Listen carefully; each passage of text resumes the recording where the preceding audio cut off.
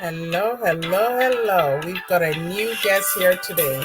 I'm excited about this guest because it seems like the universe keeps sending me all my tribes that have the same train of thought about health, healing, and of course, empowering women and everyone at that aspect and inspiring each other to do a little more than just our normal daily stuff.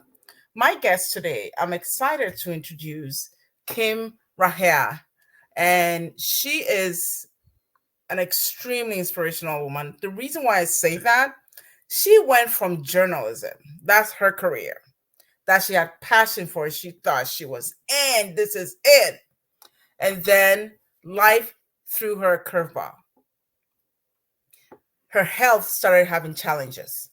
And these challenges triggered something inside of her. And she started saying, wait, something is wrong here. I need to do more. And she put her research hat on and she took off. She took off and started researching, learning, understanding the female body. And now she's a health coach. And I can't wait to dive into her story, but I'll let her tell you herself. Miss Kim, please introduce yourself. Well, thank you. I can't believe you're talking about me there. Yeah. So I'm Kim. I'm a German mother of three. I live in Spain. I'm very lucky. I have a lot of sunshine. Um, Yes. and I used to be a journalist. I love this. I had three kids traveling around the world. And I always wanted to prove that you could have a family and a career as well. And at Yes. some point, I used to work as a freelancer following my husband. Hmm. And then one day we both got a full time job in the same country, in the same city. Hmm. Uh, and I thought this was it. I had made it. I had like a really good career, wonderful job, three kids. We lived in a beautiful house. Yes. That was it. I had proven to the world that you could do it. And then from one day to the next, I Hmm. was out. I was out of the equation. I picked up my kids from school and I was Hmm. seeing double. Oh my. Yeah. And when you have a bit of a niggle in your lower back, you can ignore your way out of it. And you say, "Oh, that's gonna go away." When you see double, nope. You know That's that you have to go scary. to the doctors. Yeah. So it has to do something with the brain. And Hmm. I went to hospital and I spent 6 weeks in hospital. They could not really find out what was wrong with me. It started with my eyes. After 2 weeks, I was completely paralyzed from the hip downward. I couldn't wiggle a toe.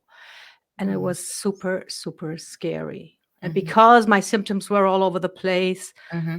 it didn't fit into the definitions the doctors had, but they guessed and then later on confirmed that it was something that's called a syndrome Guillain-Barré, which Hmm. is a one-off. It comes and it goes. Oh my. And So no I was answers. lucky because it stopped at the hip. Some people, the paralysis goes further up Oh. and reaches the autonomic nervous system, and then you have to be ventilated because your breathing stops. So yes, I was in a dark place. Yes, I was scared. Yes, I was Hmm. completely powerless in hospital, but I was still lucky because I could breathe. And this Hmm. is something this experience taught me actually is um, perspective, perspective, know and appreciate what's good in your life. Yes. And before I fell ill, I was a bit stressed out working full time, and it was shift work too because it was in a news agency. Hmm. Then coming home, helping the kids with the homework, making dinner, all these things that sort of weigh on you, and you think, so much. I have to do so much. And then when you're in hospital and can't walk, you would give the world just to be able to wash the dishes again. That's It's all right. a matter of perspective. Hmm. But I got out of this, learned how to walk again. After 6 months, I was walking normally.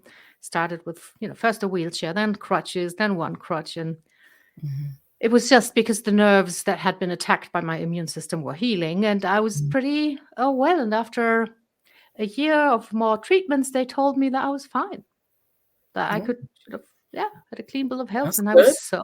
so happy and really, really grateful, and already living my life with a different perspective, Mhm. enjoying every single day with my kids and Yes. everything.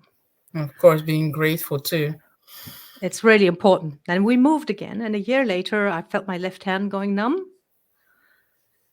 and I knew that wasn't good. And then Mhm. more tests and everything.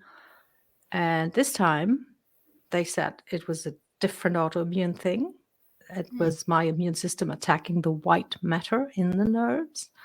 Oh, And if this happened again, um, it was a MS, multiple sclerosis. oh my And goodness. I kept hoping for a year that this was also a one-off, but I had another relapse after a year. It was very discreet. I was very attentive to my body when I noticed Mhm. it. Mhm. And then I was officially declared an MS patient that needed treatment for life. Wow. What a shock. Hmm. That was a low blow because after the first experience, I thought I had been through hell and I Yes. had come out of it, and I was Mhm. grateful and happy. And then Mhm. the second strike, and that was very dark, and it's scary because you never know Of where you're course. going with Yes. MS. You'd have no idea. And Yes. And the still, stuff they say about MS is pretty serious. yes, And it it's is. long. I mean, Um, it has a thousand faces. It could, could be anything for anyone. yes. And still, I fought with the doctor when he said lifelong treatment because I didn't want that. Mhm. I I I knew instinctively, and I think that goes back to my experience in the hospital when I was paralyzed. I didn't want to Yeah. give up my power again. And I told him that the second relapse was so much milder, hardly noticeable, Mhm. didn't do any damage. And the only damage I have left from these two relapses actually is my left hand, which is still Mhm. numb. So when I go into my handbag for my car keys, I might come up with a lipstick. So because Mhm. I don't have good No, sensitivity you're there. not sure. Yeah. Yeah, but the doctor, he was not used to somebody asking so many questions and talking back to him at all. And he started out quite patient, but after half an hour, 45 minutes, he became a little bit impatient because, he was just sort of writing the prescription and wanted to send me on my way. And I said, hang Yes. on, can we please talk about this? He, he was not used to that. Yes, I But bet. I had to give in, and I started injecting myself 3 times a week, which was very Uh-huh. unpleasant. It's not good for the skin. The injection sites get very Mhm. sore. And I also had side effects. They call it like flu-like symptoms. So, three Yes. times a week, I would feel like I was getting the flu. Headaches, heavy Oh, limbs, and everything. Very, very unpleasant, but something I had to do. What I did do is I asked him if I could exercise, and uh, he was like, yeah, but be careful. That was all he said. And I thought, oh my, what on earth does that even mean? It means yeah, nothing. you're It looking for a means, definite answer and you keep getting that little bits and it's like, what does that mean? yes. And it means I'm your doctor. I have no idea what exercise does or doesn't for MS. And that's why I'm not going to say no, but I have heard that exercise might be good, but I'm not going to say hell yes, because I really don't know, maybe, yeah, he was just refusing any responsibility and said, be Mhm. careful, Mhm. like, you're on your own. Yes. But I had this session with a nurse who showed me how to use the injection apparatus. And she said exercise is great for MS, actually. It makes you fatigue resistant. And fatigue is a big thing in Oh, MS. wow. Which is true because when you exercise, you Mhm. fatigue your body and it has to recuperate. And it does because your brain and body are very conservative and always want to be ready. Mhm. It recuperates and it comes back just a little bit stronger. That's what happens when you train your muscles, and it happens for your the fatigue that you cause in your body when you exercise. So it's the same Mhm. when you go for walks Mhm. or hikes or runs or bike rides. You fatigue your body, it Mhm. recuperates, and it comes back just a little bit stronger than it was before. Mhm. And for me, that was the green light, and I started going to the gym. Amazing. And when you started going to the gym, what was the thought? I had just one main driver. I wanted to become insanely strong. And I can't Mhm. even explain why, because it seems so weird. But I think it was because I felt so powerless in the hospital. Mhm. I couldn't go to the toilet by myself. I couldn't go to the shower. I couldn't get up and walk around. I was like bedridden, and I felt like a thing, like I've lost my humanity. Mhm. And that way I think that sort of caused me to have this desire to become physically strong, to Yeah. be. And also autoimmune diseases are like a betrayal a bit by your body, because it's attacking itself and you can't understand. You don't even really notice it. You just notice the effects of this. Yes. And then you feel your body is betraying you. Yes. It's And like I your think, body's at war with itself. yes, it's totally crazy. Mhm. And I think I wanted to sort of be able to rely on and trust my body again. That's Mhm. why I wanted to become strong, and got myself a book and started lifting heavy, because it was one of the first books.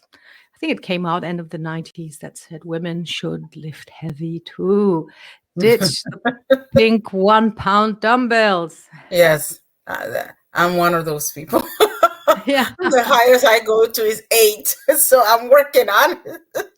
just just remember, when we have kids, we carry them around. Oh, yeah. They don't weigh 8 pounds. That's true. They weigh much more, and it's totally Oh, a normal lot for more. us to lift them up and carry them around and do stuff with them. I Mhm. think it's really a cultural thing where um, we still have this idea of lifting weights, like, it's like pumping iron, and Yes. Schwarzenegger in swimming trunks, Yes. knocking out 5,000 bicep curls. It's not that at all. Mhm. Um, but that's the image that many women still have in their head, and they think that's not for them, when it's actually just basically what we do with weight training is that we mimic movements and efforts that we used to do in our everyday life before Mhm. everything became mechanized and automated and so easy for us. It's pushing, pulling, picking stuff up from the floor, getting stuff down from overhead.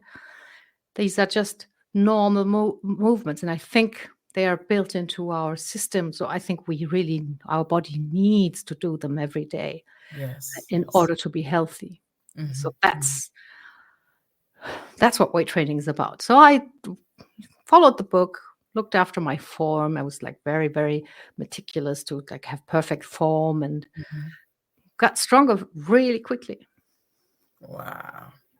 And when you started getting stronger, was that a message to yourself that, aha, I was right? Absolutely. And I think the most amazing development when you start Mhm. strength training is the effect it has on your mental health, because Yeah. it gives you so much confidence. I think it's because when you're in the gym and you're Mhm. lifting weights, you Mhm. are overcoming resistance. That's what you're doing. Like, the barbell is on the floor and gravity wants it to stay there, and you have to overcome Yes. gravity's resistance. And actually, it seems that you create like circuits in your brain Mhm. that you know, I can overcome resistance. And you know, in your fibers, actually, literally in your fibers, you have the experience of having overcome resistance when you have lifted something.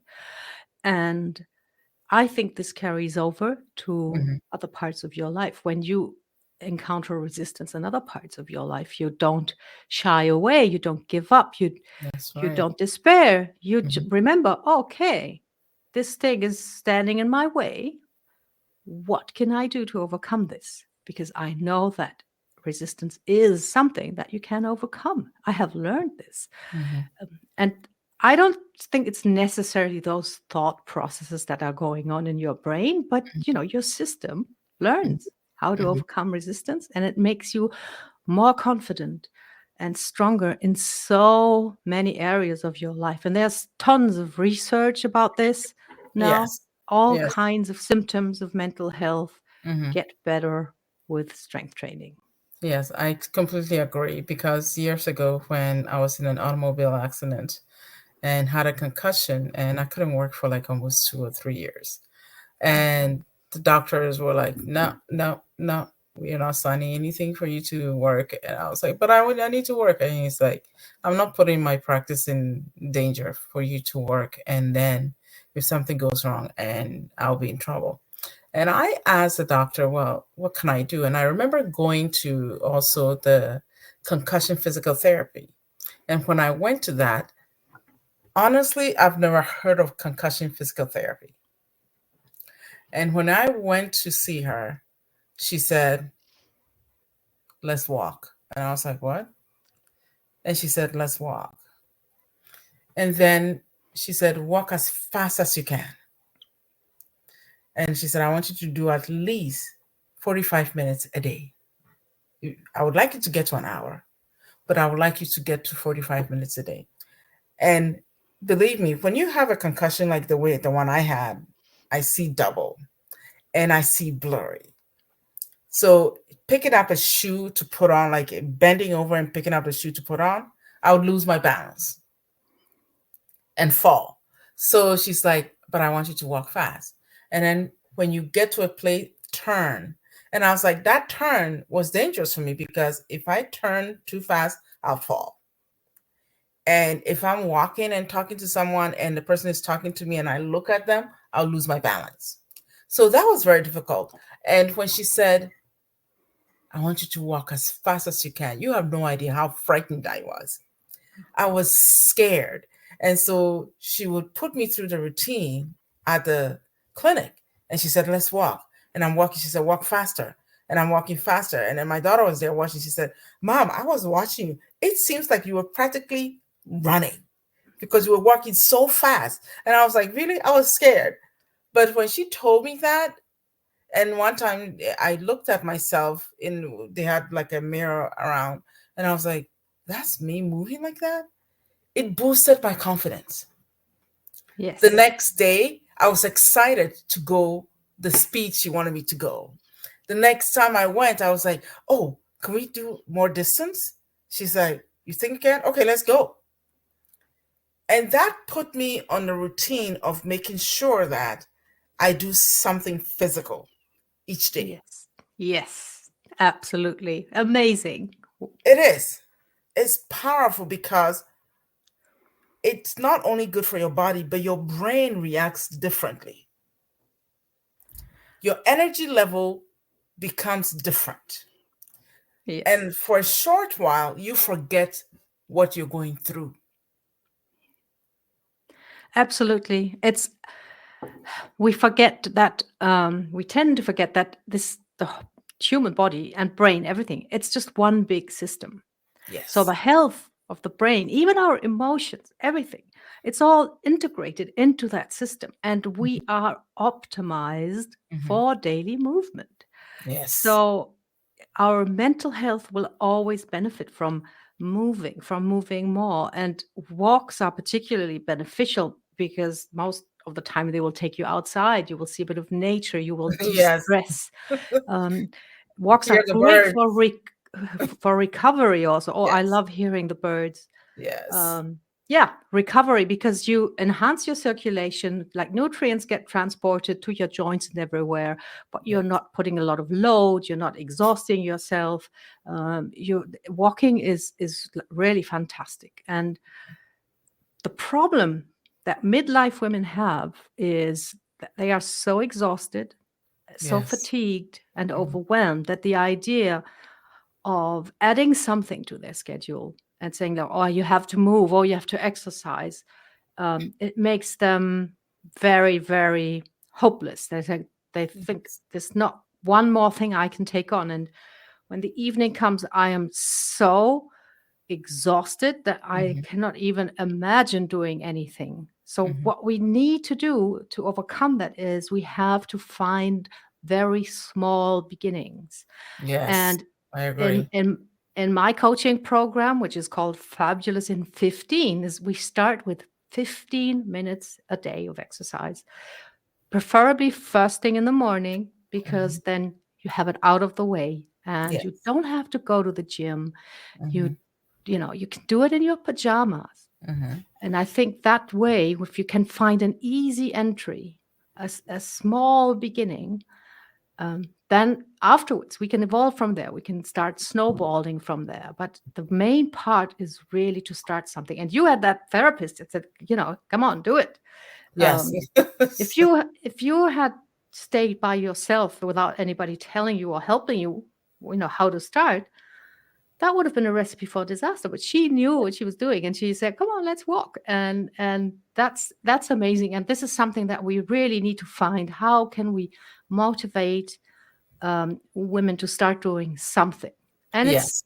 it's not easy. And Mhm. when we get into mental health, I think it's even harder, because you could say, when you say exercise improves your mental health, for people who are really feeling very low, it may sound like a very callous, oh, come on, all you got to do is exercise, it's easy, when it's Yes. not easy for them at all. And this is something that I've been thinking a lot about. How can we sort of help people who are really very, very low, very much in the dumps, and uh, low motivation, low energy, low confidence?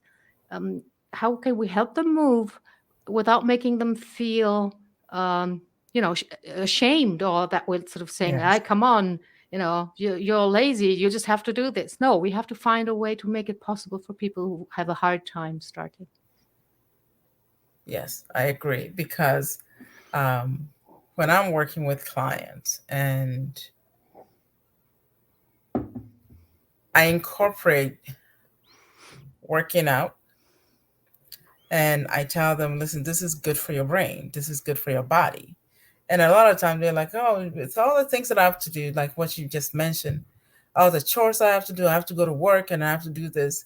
It's hard just to try and keep up. And I always tell them, the strangest thing is, majority of individuals who are struggling with depression, anxiety, and several array of mental illness that comes into play, most complain about the weight gain, especially around the midsection. And I always say that's cortisol. That's a stress hormone. The way to combat the stress hormone is to exercise. You want to increase dopamine. And they go, oh, another thing I have to add to my plate. And I was like, how about you look at it this way? Increased dopamine means being excited, being happier. And that's the happy hormone you want to be running through your veins. Cortisol is going to make you start craving for unhealthy foods. Absolutely. I mean, that it depends on the time of day. There's something that also many women fear and don't understand about cortisol. Hmm. Everything in the body is some kind of seesaw process. So it has Yes. to ebb and flow, and it has to get into balance. Hmm. And we want cortisol, but we want it early in the day, when it should be at its highest when we wake up in the morning, Yes. because it makes us like active, wants us to do things, and Hmm. and that's great. And then over the course of the day, it should ebb and it should lower. And if we are under permanent stress Mhm. 24/7, Mhm. we don't have that seesaw, this balancing effect. We have cortisol high all day long. And that's where our body starts getting damaged and it interferes with sleep. It becomes a vicious cycle. Mhm. And because you're tired, you're exhausted, so you crave sweets and you And don't salty move, so you gain foods, weight, racy you're even more foods. exhausted. And I I see this vicious cycle a bit like a revolving door. And Mhm. many women think that they need to get into the like computer system of the revolving door. Like they have to become a different person. They have to change their mindset or do something. And I always say, all you have to do is get a foot into the revolving door. You don't need to Yes. be an IT specialist to reprogram that vicious cycle. Get a foot in the door. And the easiest thing to get a foot in the door is what you say, just exercise, go for a walk. And I mean, go for 5 minutes. It doesn't Mhm. matter. Walk around the block, but that's your foot in the door of that vicious cycle. And you can start breaking it. That's right. Because yes, because that foot through the door is a way for an individual to see that, oh, I got this far. Let me put another foot in front of this one. Yes. And the moment you start putting another foot in front of that one, you realize, oh, I guess I'm already through it. I'm here already. And I feel good. The sun feels good on my face, on my skin. I like the fresh air. Okay, let me go. Let me go. And by the time you know that 15 minutes to an hour is gone and you actually did it. And the strange thing when you come back, the release of the release of the dopamine, it's unbelievable. I have a friend, she said, I kid you not, every time I finish working out, whether I finish walking or running or even lifting weight, the moment I come out, I feel like I want to dance. And I was like, that's good. She said, I don't understand. Why do I always do that? And I was like, you're not understanding. Dopamine just got released. Yeah, And when it gets released, you feel like you could do 1,000 more. absolutely. And that feels good. But then we have people who say, but I don't like exercising. I don't like exercising. But I always ask the question, and yet when you finish doing it, what do you feel? Yes. And they It's say, well, I guess it feels good, but the getting up to go, that's where the work is. like they say, the heaviest weight in the gym is the front door. Yes, I agree. Yes.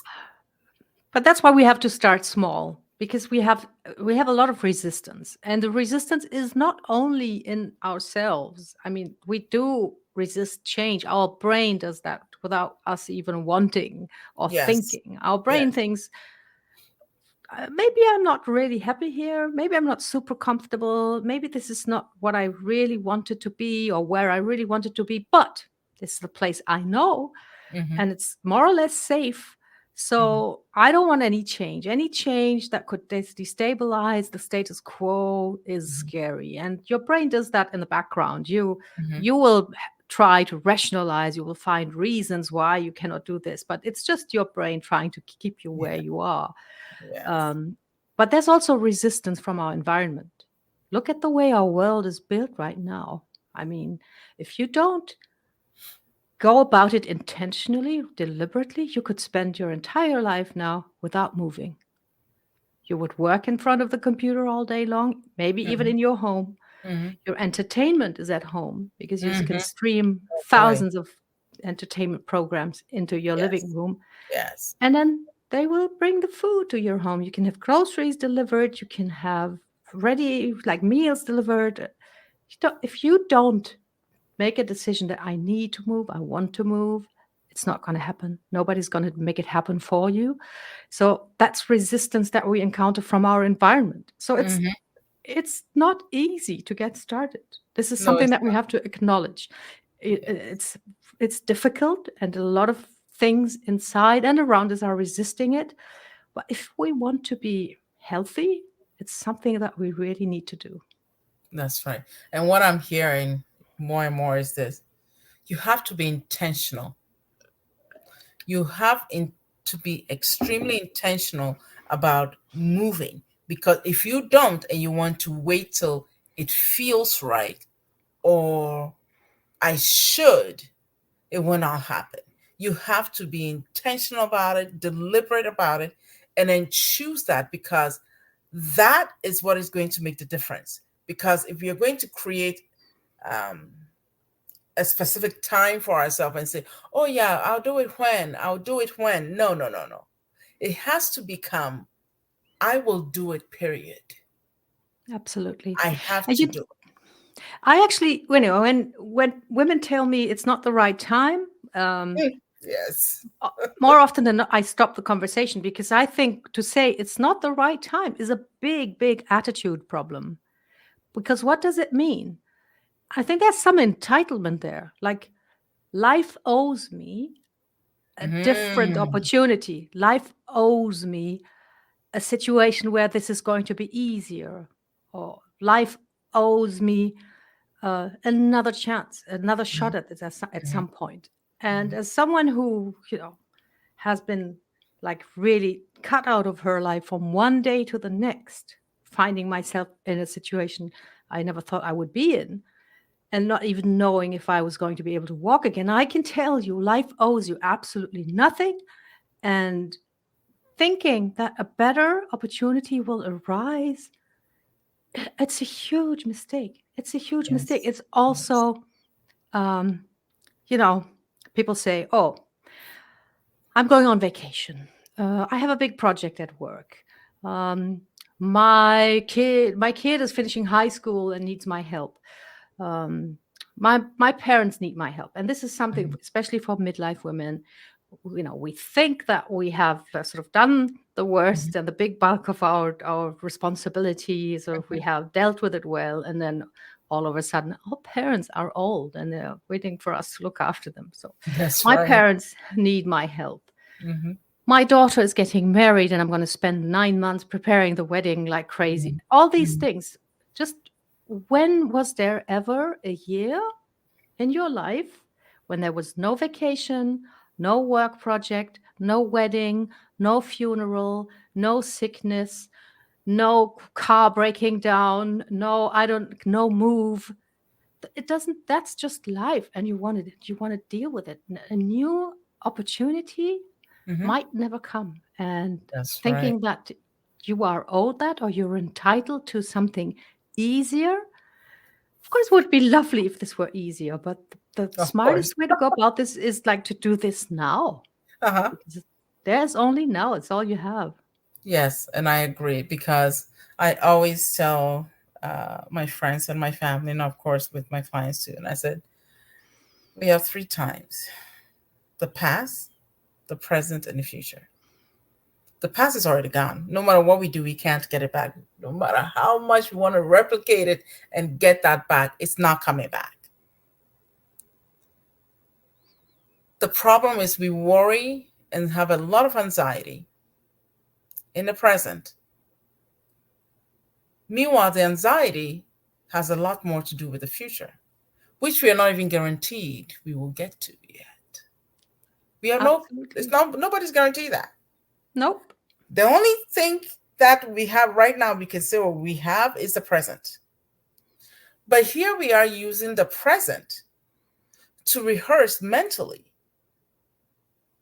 the repetition of what happened in the past to happen to us in the future.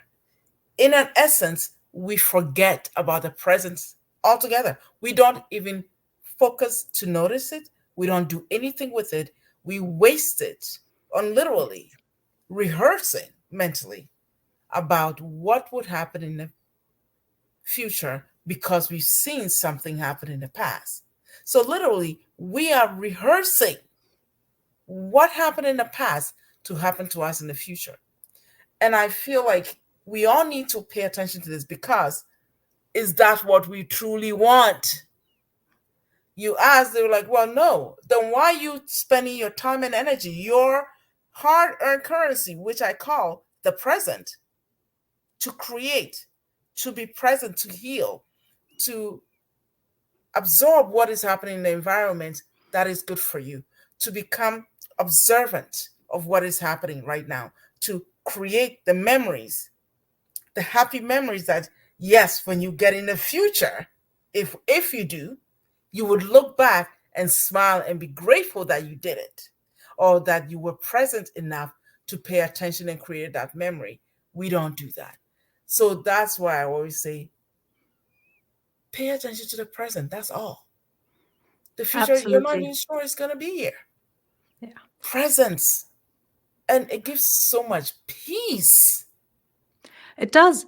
And living in the past or fretting about the future can actually also harm you physically, because Yes. every single emotion that we experience leaves like a physical imprint. It's we Yes. tend to think that, this is my mind and this is my body. They're connected. When you experience an emotion, Absolutely. it is a chemical reaction in your body. Hmm. So if you create emotions like fear, anxiety, panic based on situations that you invent in your head because you're looking at the future, you're sort of loading your body with processes that are totally useless, because you Hmm. are experiencing emotions and leaving imprints in your body Yes. about situations that are non-existent.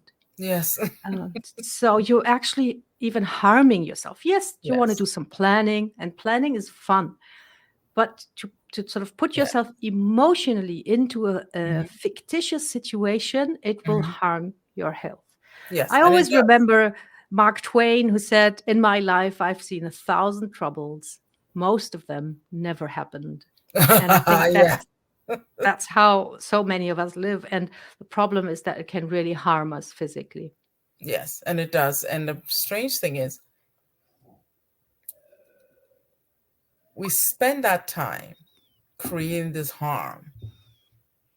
And the strange thing is, when we become aware of what we've created, a lot of people get upset with themselves.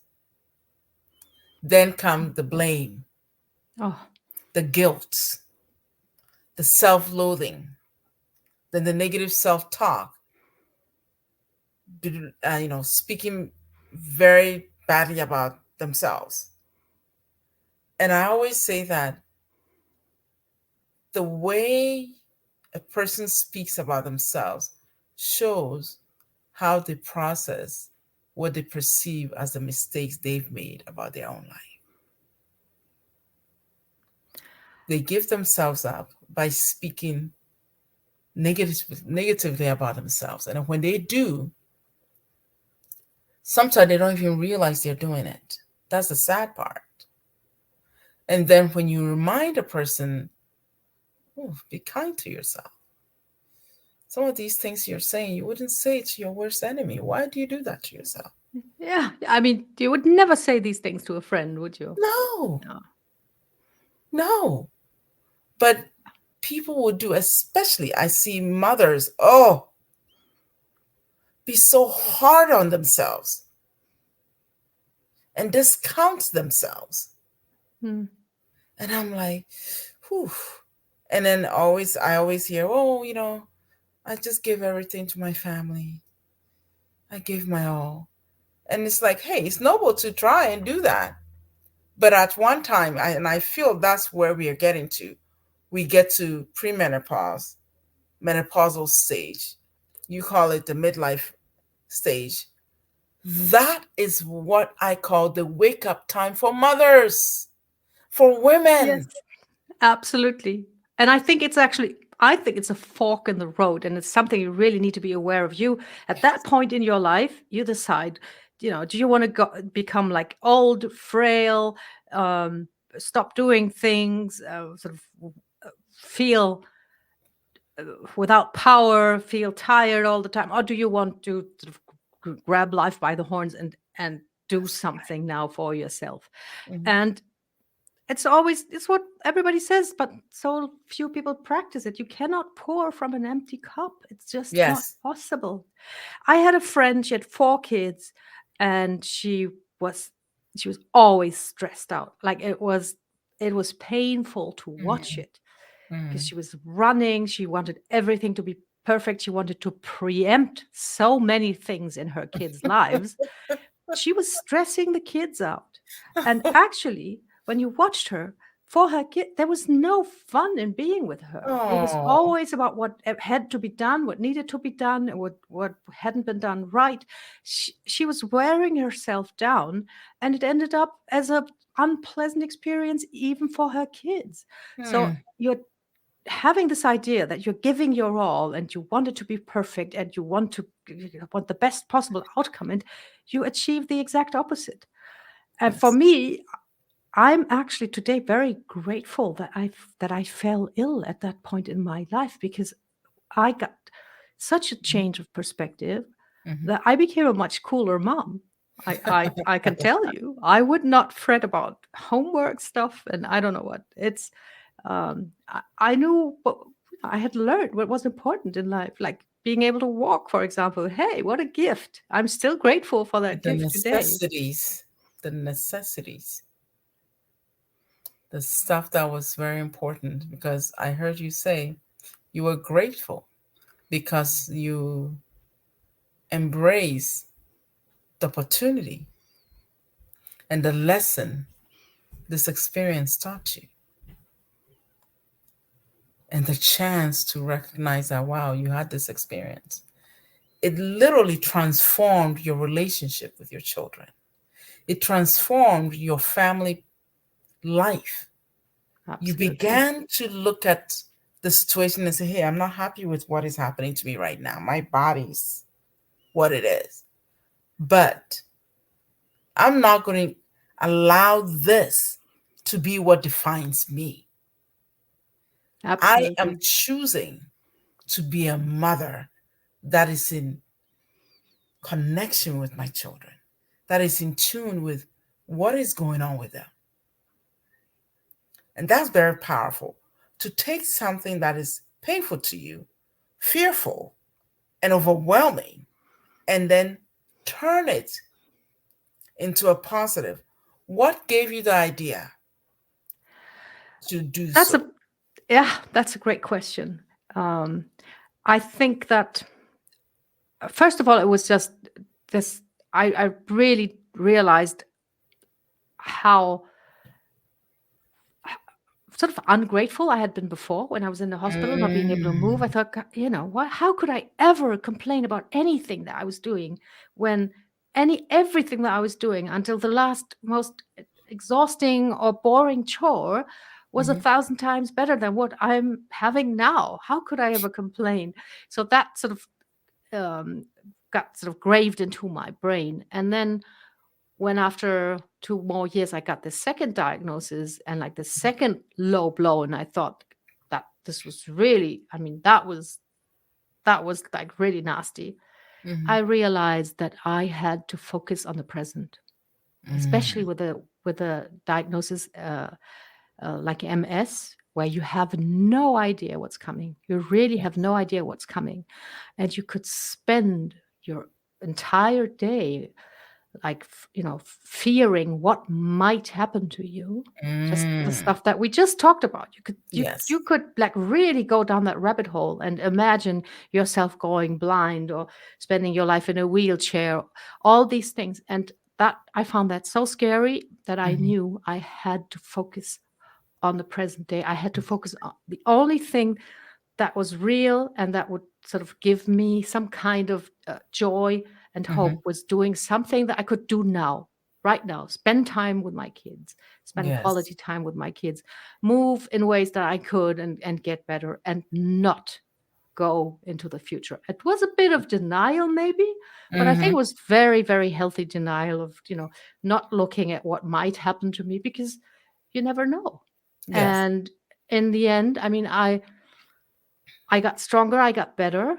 Mhm. And 7 years ago now, my Spanish neurologist said I could get off my treatment. I'm off my treatment. I'm not injecting myself anymore, and I haven't had any Wow. relapse.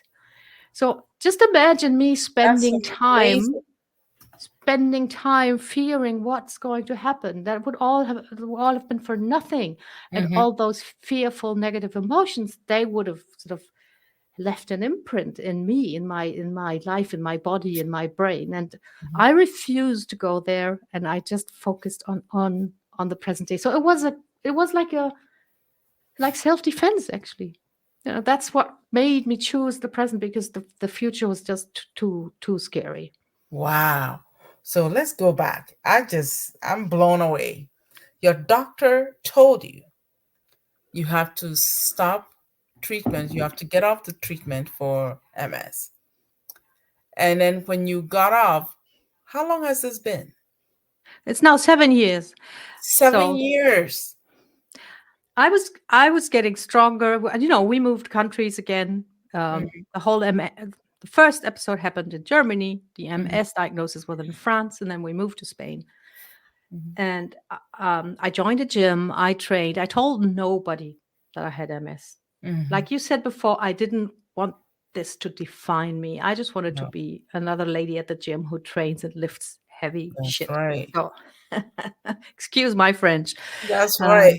Um, and my the neurologist, he saw me, and you know, my checkups lasted like 2 minutes, because they do these tests like walk like this, stand like this, and move your eyes and what have you. And then one day in 2017, I said, we're going on a vacation, we're going on a camping trip, and I don't feel like, and we're flying to Canada for this, and I don't Mhm. want to take my whole injection thing. The medication has to be in the fridge. And I know, if you've ever tried to ask a, you know, on board personnel to put something in the fridge for you, they're not going to do it. Oh, And then, you know, injecting myself and on a camping site, maybe it's, you know, the cleanliness and everything, the hygiene, yes. roughing it. And I said, what about, could I sort of stop this or suspend this for 2 weeks? Would that be okay? Or do you think that would be a problem? And he said, you know what? Been thinking about this, and I think you can try and stop for good. And Wow. that's extremely unconventional. Usually on Mhm, an MS treatment, that, you know, once you start, you never stop. That was also what scared me mhm. when it was prescribed to me. But he's a great guy. I mean, he supports the wrong football club, in my opinion, but that's about the only negative thing I can say about him. Um, and But he he was still very up. knew what he was doing. Yeah. And he was very up to date with research. And he said something that was very encouraging also for me. He said, should you need treatment again, it's not going to be this one, because we are now having doubts if this is effective. Mhm. And for him to admit that, you know, without feeling that he had made a mistake or something. And it's Wow. true. You know, it's just, you know, That's research a brilliant evolves. doctor. I Yeah, admire. he was a fantastic guy, and Brilliant. you know, I'm grateful forever. And Yeah. so I stopped, got a second shot at life, and I couldn't be more grateful. 7 years free. I have to definitely give this interview to a friend of mine who's been struggling with MS for a long time. I met her back in, I think, 2015, and um, I know she's been dealing with it. And like I said, I am impressed and also incredibly amazed by the tenacity and the drive, but above all, the complete focus and the tunnel vision of, not I'm trying to heal anything, I just want to be the strongest person I can possibly be. That was your focus, and you went Absolutely. for it. I want her to hear this. Yes. And this is also what then made me switch my careers, because this singular focus had so many knock-on effects that it Yes. made me think, I need to take this message out there to all the women Yes. who are struggling, who think that it's too late for them, who feel betrayed by their body, just like I felt Yes. betrayed by my body. Yes. If you can focus on this one thing, you will get better in many other areas of your life too. And it works pretty fast, actually. I mean, I had like, I usually say, like, you feel better after 2 weeks. You will feel a surge in energy, and you will carry yourself differently. Mhm. And I had a client this week. She just started, and after one day, she said, "Oh my God, this morning I woke up and I already felt totally different." So I was really laughing because that's it really does work that fast. So it's not something where you have to grind away for years to get a little bit of a result. It Hmm. really changes the Hmm. way you carry yourself. Yes, yes. And that's the beauty of listening to that inner voice that drives you to go forward, regardless of what research tells you, regardless of what the experts are telling you. But your inner core message was saying, do this. And when you moved on that, what were some of the most important lesson that you learned from listening to your inner voice? Oh, it's tricky. The inner voice is tricky. I Hmm. think y- you need to make sure that it really is your inner voice. You need to make sure that this is in line with your values, with Yes, what's important to you. yes, Uh, because very often we have an inner voice that's, and more often than not, we have an inner voice that said, "I'm tired. I want to stay put. Um, yes, it's best if I rest, and it's best if I eat, and it's best if I just have some fun."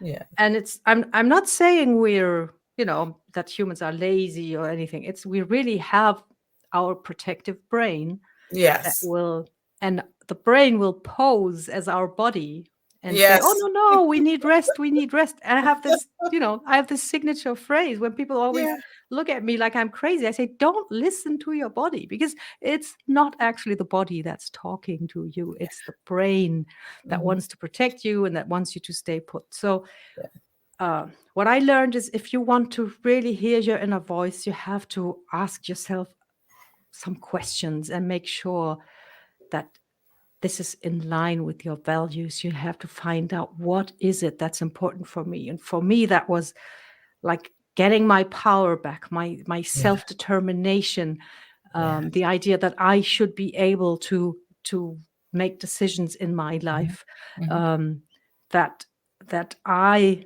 get to do the things that I was called to do. And yes, that's also, helping others. It- but you mm, need to ask, why do you want to do this, several times, to sort of dig out the core of that message that your inner voice is sending you, and make sure that this is really what you want and what's in line with your deepest values and convictions. that's right. And I thank you for answering this so well. One of the things that make me wonder is that the choices as women are left with, because we are so ingrained to be givers and doers for the family, for our loved ones, in our community. Sometimes it can be very difficult for a woman to even pay attention to look at herself. What are some of the things that you would say to a mother or a woman who comes to you or is curious and asking questions, but then you're met with the list and the barrage of the excuses? Oh, yeah, that's that's a good one. First of all, um, I think it's a bit harsh to call it an excuse, because Mhm, um, an excuse sort of implies that there's an awareness. mhm, I know I should, but I don't want to, so I'm going to mhm, find a reason that I'm going to put forward, mhm, um, so I don't have to do it. mhm, And I think more often than not, and this is a very crucial point. It's Yes. not excuses. The problem is that the women really believe, they are Mm, convinced that they have to do all these things, that yes. they have to look after everyone. So they're not making this up because they don't want to change. I mean, that happens too. Like, oh, Mhm, I can't do this, but I don't have time. No, mhm. but many women really think that they have this obligation. This Yes. it's like an innate or moral obligation to be there Yes. for everyone, and Mhm, they cannot even imagine mhm. saying something like, "I'm not doing this today."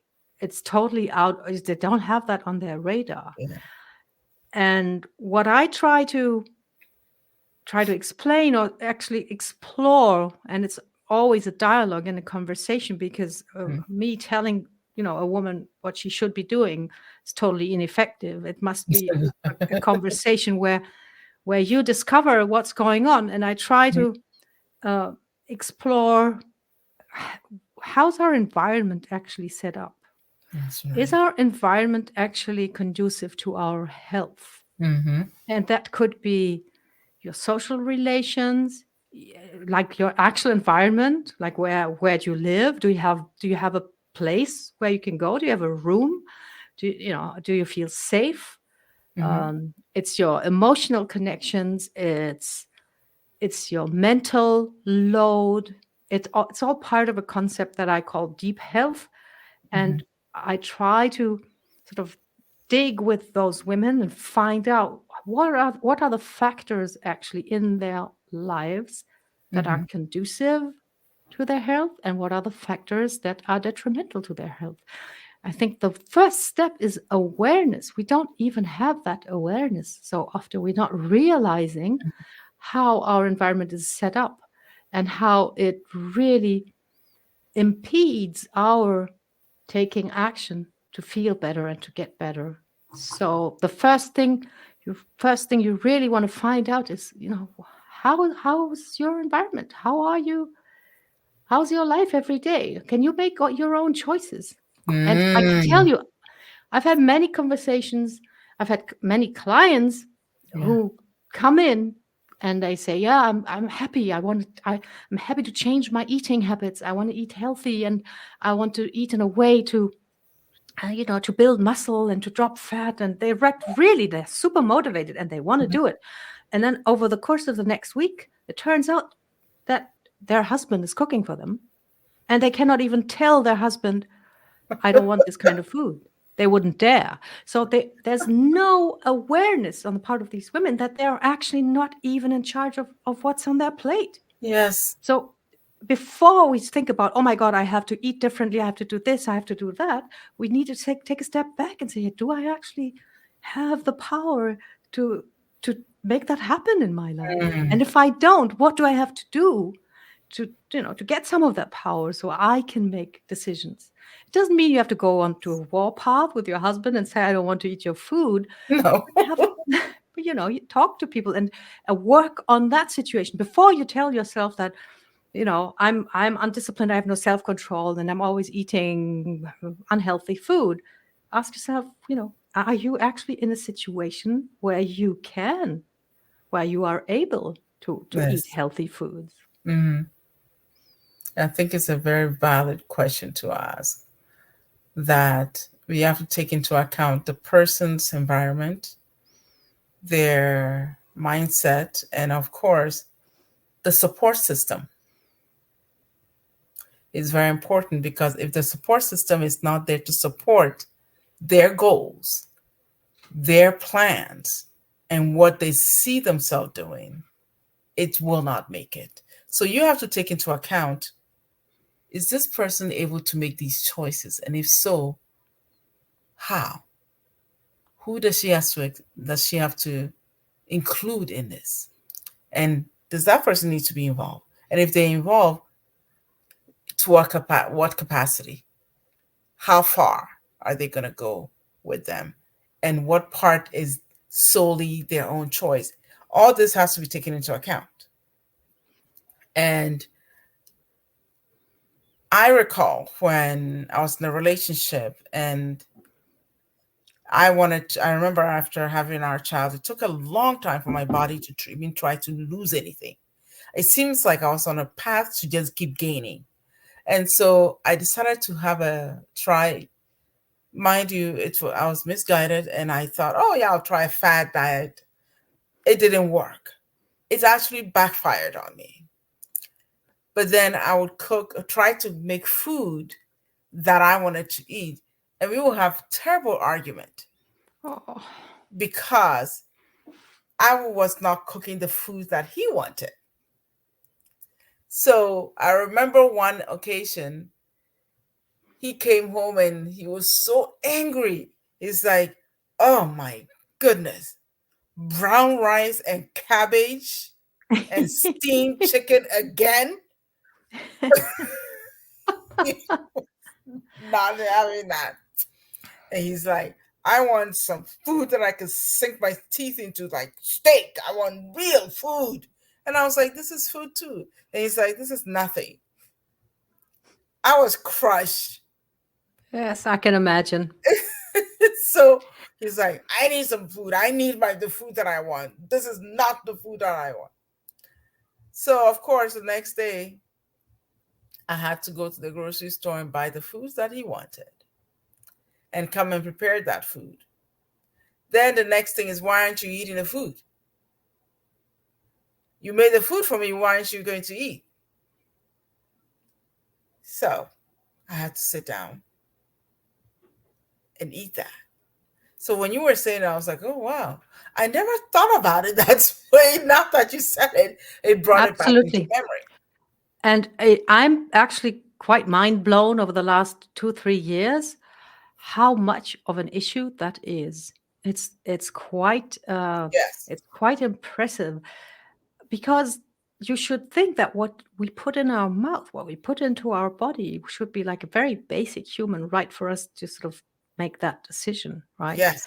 But we're always accommodating. It's also very tricky. Like, you have teenage kids and they bake a wonderful cake for you. What are you going to say? You're going to say, I'm not having cake right now. Then you have a teenage daughter and you're worried that she might be sort of, getting problems with an eating disorder. So you're not even going to say, I want to lose weight. You can't even say that, because want to make sure that she doesn't get triggered, or that she doesn't Yes. grow up in what do you call diet culture. Mm-hmm. It's really very, very important to ask ourselves, what does our environment do to our healthy habits, and Yes. how much influence do we have over this, Mm-hmm. and start influencing it. Do the small things that you can do first. And the problem with the husband or the partner, you need to have conversations. You need Yes. to have Yes. conversations. And that's not easy, but we work even on that in my coaching program. Sometimes Oh, I we love need, like, we have a module where we talk about saying difficult things, because if you don't say what you need, and this is also a woman thing, like, that. Mm-hmm. we hope that people will sort of know or intuit what we need. We're not taught to just say, I want this, or Yes. I need this. If we don't say what we need, nobody will know. Yes. Yes. People cannot read our minds. And it's much, and you will be surprised. Most people that, the people around you who love you, they want you to be happy. And if you Yes. express your needs and what would make you happy, they will Mm-hmm. be more than happy to help you with that. But you cannot make the assumptions that they should know, and you can't be afraid of speaking what your need really is, to speaking loud and clear, so the people who love you can actually express that love also by doing the things that you need or that help you. Yeah. And it's very important to express that and then be able to speak without the worry that somebody's going to get upset, somebody's going to blame you, somebody's not going to be saying, oh, just because of what you said or what you felt, you could say, and then you said it and not get a backlash. of, oh my goodness, so it seems like what you say will become a problem later. Because, like you said, you worry about your children developing a eating habit, especially with our girls. And now you're constantly worrying about the eating disorder or body dysmorphia, because if you're saying this, children will receive from you what you thought you're saying and projecting. They will take that and twist it to what they think Of and course, believe. like every human, there's Yes, so much guessing in our communication. You couldn't yes. believe it. So much guessing and communication, and it becomes a tough thing. And one of I wrote a quote and I said, you know what? You have the right to speak what you feel and believe without any reservation. However, you do not have the right to dictate or even regulate what the hearer of what you say. You can regulate that. The understanding they take from it, what they think they heard, you can't change it. You can't do anything about that. Your job is just to release it. Absolutely. And it's tough, making choices for your health, but the people around you, the culture, may not be ready to rise with you where you think you're going. And when it comes to the midlife female's health, it comes to her recognizing she can make a choice for herself. And that choice consists of self care. Working out is part of the self care. Getting enough rest is part of the self care. What she eats is part of the self care.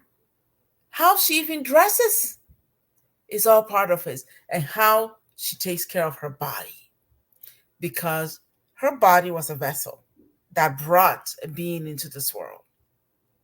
Now it's time for her to take that back and nurture it as she nurtured the family, the community, her relationship, and the environment. Now all she needs is to take care of herself. And I think we should be able to count on our loved ones to resonate with us at that level and say, yes, you've given a lot of yourself. Now you can do the self care. And it's not about being selfish, it's about self loving. And as far Absolutely. as I'm concerned, midlife, perimenopause, menopause, it's all about self care. If we really look at it, it comes to recognizing, wow, I've neglected myself for so long. It's time for me to look at me and give me what I need. And sometimes, if we are lucky, and I'm saying this um, in a careful way, if you're lucky, events will come to us at that time that turns our world upside down. It could be an illness, something major, anything. Because when you look at the situation and you look around you and women get to this age, there's a lot that happens. I remember when Absolutely. mine started, Yeah. I was like, I feel like my life is, I don't recognize my body anymore. Yeah. And I remember going to the doctor and I was like, I just turned 47 and I don't know what's happening to me. And did they give you an antidepressant?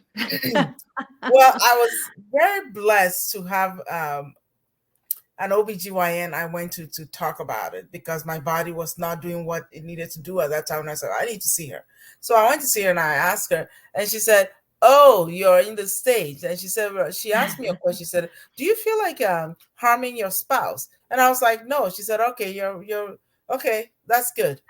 What are you doing? And I was like, she said, are you getting the hot flashes yet? And I was like, actually, what is that? And she said, do you feel hot all of a sudden? I was like, no, no, I'm not doing that. She said, what are you doing different? And I was like, oh, I don't know. I just drink this tea. There's this tea I drink. And then I go on with my day. But I realized that there are other parts of my body that's just not acting right. And then she said, well, keep drinking tea. It's helping you. The tea you're drinking, keep drinking it. It's helping you. However, I won't give you anything right now until you start getting those rages or those feel like you're just ready to just bust out. Then I'll give you something. But I was grateful I didn't get anything. I was going for herbs, a lot of supplements because I was doing research on supplement and what we should be taking after 40. And then when I got to my 50s, I started learning more and more and then started getting into that. But the accident honestly became the biggest thing because it triggered something within me about my health and where I'm going to go with it, and taking me seriously and not putting me as the back burner or second. I put me first and choose what I need. And I think getting to this age when you've encountered a life altering experience, it literally gives you the chance to look at yourself Yes, and really pay and attention. ask yourself, what do I want to do now, and what do I want Yes, my life to be? Yeah, yes. you're very lucky. You have a good doctor. That's this is just anecdotal experience, but from the women I talk to, and I talk to a lot of them when they go to see their doctor and say, I don't know what's happening, and I'm not feeling right, and I'm exhausted, I can't sleep. Then they just prescribe an antidepressant, and that's it. Yeah, oh, I hear that too. I hear that a lot. And it's a the go-to, Yeah. because to the doctor, it's just, well, they don't have a whole lot of time. Nope. I know. I don't really want to bash them too much because I think No. they're really stressed out. Yes. Um, but it's always best to, that's something that I always say, ask tons of questions. Like I did my first doctor, make sure you understand what they're doing and why. Hmm. Don't just, so many women say, oh, it's a doctor, he knows what's right. And they get a prescription and they walk away with it. And then they take something. And when you ask them, what does it actually do? And they say, Oh oh, no. well, no, it's supposed to make me feel better. No, you want to know. It's your body, your health. Ask so many questions until you have no Yes. questions left. Yes. And those are powerful messages to give them, to go and ask, because the doctor will be looking at them like, you never did this before. Why are you asking now? And Yeah. it's like, what's going on? What have you been learning? What have you been reading? And I had a doctor who told me, because I started asking, he said, oh, so now I'm competing against internet. I know, but yeah, it's an interesting one. Yeah. So I had someone Yes, we ask me all that, and I was Google. like, We all talk to Dr. Google, and we think, when we ask questions. But yeah, basically, yeah, he is competing against the internet because we yeah, have now information at our disposal. They don't yes, have a monopoly anymore, and they have better, get their act together and have their answers ready. Yes, they are yes, competing. They have more competition. It's more serious. You cannot just go, I will give you this, and then also, what about the patient's experience? yes, The yes, patient is the biggest experts on themselves and on their experience. So better take that seriously and don't feel yes. destabilized or attacked when you get a few questions. Better be happy that the patient is taking this really seriously and wants to cooperate. Yes, and that's what my and I had a great neurologist when I was recovering from the accident, and I would go to the neurologist, and one occasion I went to him, and the drive just to get there was so tasking. My migraine was so bad, like it was intense to the point that my blood pressure was at 200 over 100. And he was like, whoa, that's extremely high. And I was like, because I'm experiencing this migraine, it's getting really bad. And then, of course, you're having the headache that bad. And then he sends the intern to come and do an examination. And the usual, they shine the lights in your eyes and then tell you, look here and look here. That was excruciating. I was shaking and because it was so much pain. I had light sensitivity. And I was like, this hurts. Please don't. He said, oh, we just have to do this test. It's just a few minutes. And then I said, I'm not doing it anymore. And so he brought the actual neurologist and said, hey, she's not going to comply for me She's to not do this. cooperating. It's really hurting her. And so the doctor was like, you know what? Let me talk to you for a minute. And I'm thinking he's going to talk me into making sure they do all these necessary tests that they always do every time you go in there. So right then he said, just look at me. And I'm like, what? And he said, don't think about the test. Tell me what you do. And so I told him. Then he said, oh, what do you love about your job? And I told him. And then he started asking more and more. And he said, how did you get into this? What made you want to do this? And when did you decide to do this? And I was talking to him and I said, and he said, and I felt this way. I felt that it was something that I was born to do. It's my purpose. And I can't see my life anywhere except that. I feel very strongly and connected when I see clients have their aha moments and then they feel good and I feel like the light has come on. There's something that just makes me so excited because they did the work on their own. And then some of them come and say, oh wow, thanks for helping. I was like, no, no, no, it's all you. It was already there. You just needed a facilitator to help you see what you already have within you. And after we were talking for a while, he paused. And then I paused. And he said, how's your headache? Then I go, Which headache? exactly. Then I was like, wait, what? Then he said, so he went and called all the interns. And he said, come here. Then he said, this is patient care. What a great doctor. That I love him. He just said, Wow. this is patient care. It's not about just pushing our medication and doing our tests and all of that. Maybe allow the person to tell you about their life. Because she was able to redirect her focus on something that energized her. It was her passion. And he said, when you started speaking, I could see the light in you and I could see the joy and you became alive. What a great doctor.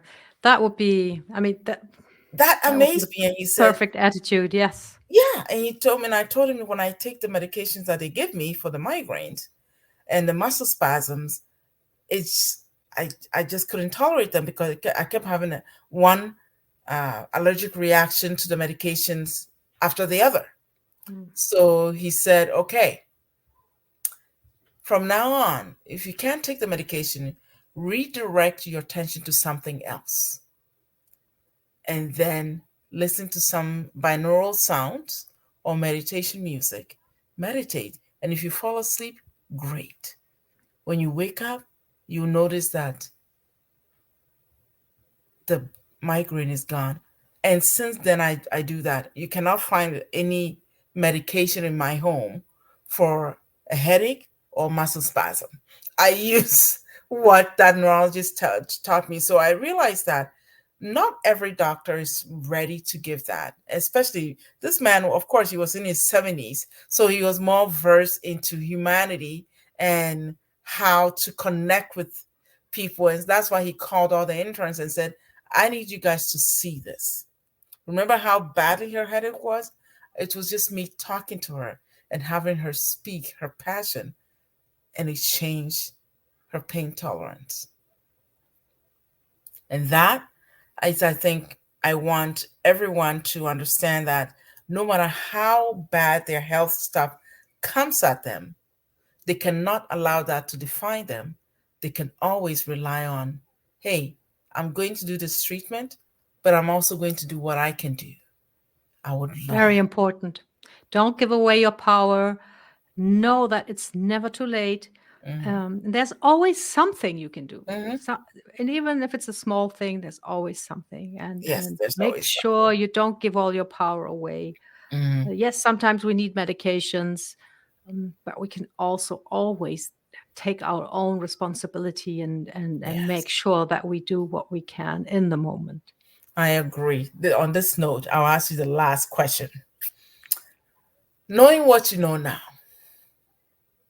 and if you had a chance to advise or impart wisdom, knowledge, a teaching to your younger self, what would that be?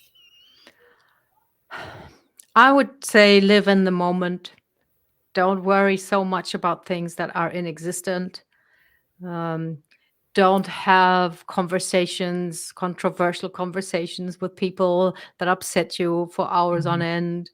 Um, don't believe everything that you Mhm. think and feel. Live Mm. in the moment, and make the most of that. Then you will never have any regrets. Yes. Oh, I love that. Yes, because too many people, and I talk to people at the end of life, and it's so sad. They're in their end of their life and they're talking about regrets. Mm. And it's so sad because that's not what you want to hear. You want to hear them say, I did this, I did that. I'm so glad I did that. I lived well. Yes. That's what I want to hear. So thank you so much. And I'm going to just say one thing. Just because you're in the midlife doesn't mean your life has ended. It's an opportunity to discover what else is there because there's a whole life of excitement, joy, peace waiting for you. All you have to do is be open to learning, understanding that maybe this is the beginning of a new life. You can hold on to this journey. Thank you so much for coming and giving us a chance to learn, understand, and then also know that we can get through this life journey in this earth school that we're in, and nothing is impossible. I thank you so much for joining us, Ms. Kim Rahai. One thing I would know, how would we get in touch with you? The best thing is to look at my website, kimarahir.com, like my name. And if you want to, you can take a free assessment on there. See, how's your health and your strength right now? It's a holistic questionnaire. So it's all about how you're actually dealing with your everyday life, the way you're feeling right now. And I give you tips and some hints on what you can do next, depending on the result. That's on my website, kimarahir.com. I And love then you it. can check me out on Facebook if you want to find out what I'm up to with my lifting adventures and some tips and tricks and lots Love of it. fun stuff. Thank you so much. And thank you for joining us on Love, Forgive, Live podcast, where you can tune in to get inspiration, motivation, empowerment, and of course, learn that you have a tribe of people that are thinking like you, that are walking the walk, and are willing to take the steps to grow and learn something new. I love you all for joining us.